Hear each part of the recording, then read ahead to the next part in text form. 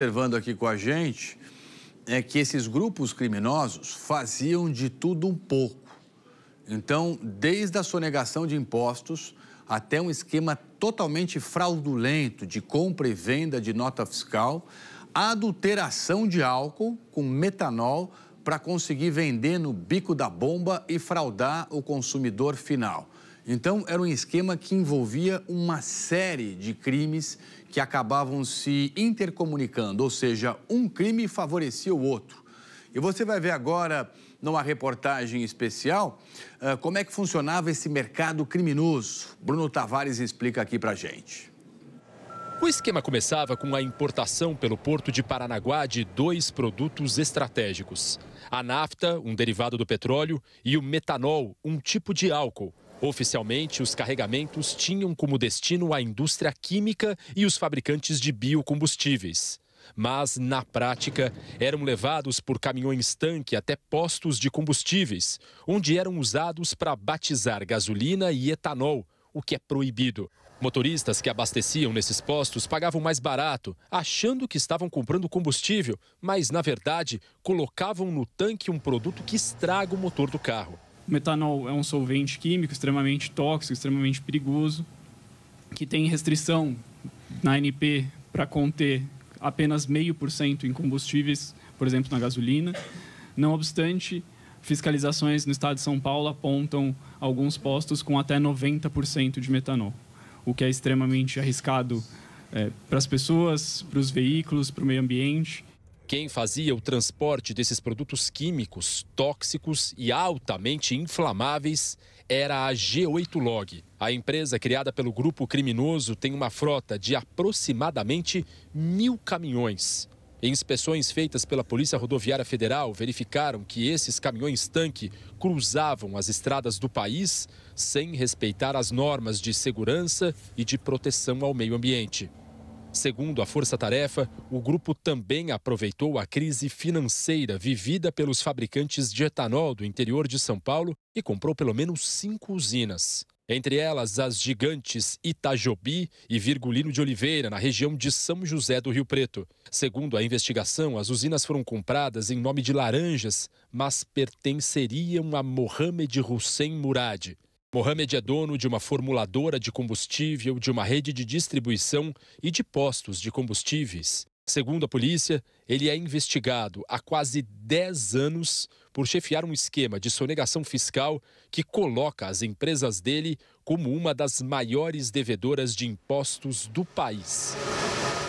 Para conseguir movimentar quantias bilionárias sem chamar a atenção das autoridades, os promotores descobriram que o grupo se valia de uma estrutura financeira complexa. As transações financeiras eram feitas no BK Bank. A Força Tarefa afirma que o dinheiro ilícito circulava nas chamadas contas bolsão, para garantir que os nomes dos clientes e a origem dos valores não aparecessem para os órgãos de fiscalização. Dados da Receita Federal mostram que a organização criminosa movimentou 46 bilhões de reais em 5 anos só em um único banco digital. Nós conseguimos perceber claramente que essas fintechs envolvidas nessa operação, elas bancarizaram dinheiro do crime organizado. E uma vez dentro do sistema financeiro, dificilmente algum de nós vai questionar, né, quando recebe um pagamento, quando vende um bem que está vindo de dentro do sistema financeiro, se aquele dinheiro veio de origem regular ou irregular.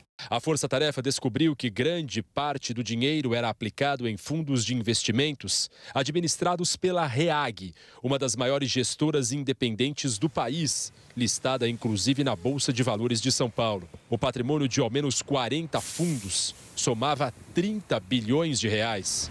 Era por meio desses fundos que o grupo comprava as empresas e blindava o patrimônio.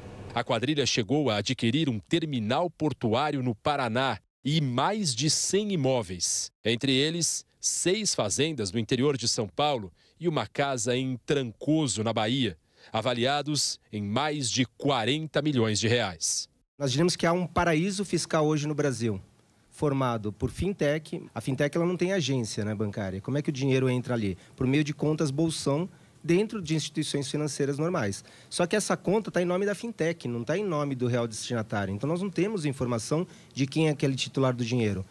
Quem tem essa informação é a própria fintech. E, a partir daí, ela pega esses valores e repassa para gestores de bens que investem em algum fundo. E essa empresa que tem uma lavagem de dinheiro aí, adquire bens, adquire mais de 1.500 caminhões, mais de 350 veículos leves que nós estamos vendo nessa operação. Os investigadores descobriram que o grupo vendia o combustível adulterado numa rede de postos própria e sem bandeira. Como o posto ainda é um comércio que movimenta muito dinheiro em espécie, também era usado na lavagem de dinheiro. Segundo a Força Tarefa, foi assim que se estabeleceu uma relação entre o grupo de empresas e integrantes do PCC. Ao longo da investigação, se descobriu que traficantes de drogas da facção apareciam como donos desses postos e de lojas de conveniência. E que empresários foram pressionados a vender seus postos para o grupo. Eles relataram que não só levaram um calote, como ainda foram ameaçados de morte caso fizessem qualquer tipo de cobrança. A Reag Investimentos e a Ciabrasf, Companhia Brasileira de Serviços Financeiros, informaram que estão colaborando com as autoridades e que estão à disposição para prestar qualquer esclarecimentos necessários. Nós procuramos a defesa de Mohammad Hussein Mourad. Até agora não tivemos nenhum retorno. Se tiver, eu trago aqui para você. Assim como não conseguimos contato ainda com a BK Bank e nem com a G8 Log. Você acompanhou aí na reportagem, facção criminosa se infiltrou na cadeia produtiva do álcool. E aí eu estava conversando com diversas fontes que trabalham nessas investigações já tem mais de um ano. Ministério Público, Polícia Federal, Receita Federal também. Integrantes do PCC estavam presentes em várias etapas desse processo, se comunicando com grupos criminosos diversos. Então, em alguns momentos, os grupos trabalhavam por conta própria, em outros se associavam ao PCC. E aí envolve desde a compra de fazenda de cana-de-açúcar, passando pela compra de usinas, transportadoras para você levar todo o combustível até chegar, portanto, aos postos, onde também esses grupos criminosos compraram centenas de postos. As investigações mostram que esses bandidos, eles coagiam, ameaçavam agricultores, empresários do interior de São Paulo para vender as suas propriedades. E aí as pessoas, obviamente, ameaçadas, sem ter para onde correr, pagavam, recebiam pagamento em dinheiro à vista, muitas vezes subfaturado, ou seja, os valores eram bem menores do que o bem, de fato, estava estimado no mercado. Tinha ameaça de morte, caso a vítima desistisse do negócio ou resolvesse abrir o bico aí para denunciar as ameaças todas. E suspeita até mesmo de incêndios criminosos em fazendas e empresas, exatamente para forçar que os seus donos, pessoas lícitas que trabalhavam dentro da legalidade, pagando imposto, vendessem as suas propriedades para esses grupos criminosos. Ou seja, uma tática mafiosa de dominação de território.